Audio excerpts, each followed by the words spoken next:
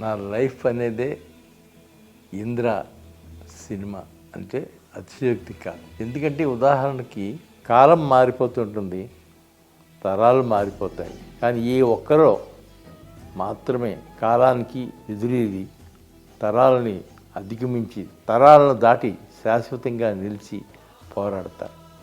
అలాంటి వ్యక్తే మెగాస్టార్ చిరంజీవి గారు. ఆయనతో ఈ చిత్రం నిర్మించడం నా అదృష్టం. చిరంజీవి గారిని ఎక్కడో ఇంత అదృష్టవంతుడిని విడిచిపట్టుకోవటం అనేది నా వల్లే అయ్యింది అనుకుంటాను నేను. థ్యాంక్స్ చిరంజీవి గారు.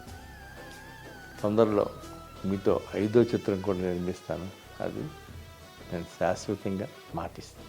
దర్శకుడు బి గోపాల్ నాకు తమ్ముడు లాంటాడు.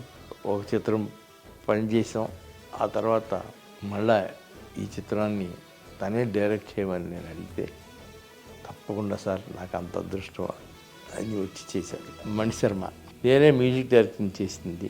అది దాదాపు 16 సినిమాలు నాన్ స్టాప్గా మ్యూజిక్ చేశాడు. ఒక దాని నుంచి ఒకటి చేశాడు. అతను కూడా మరవలేను.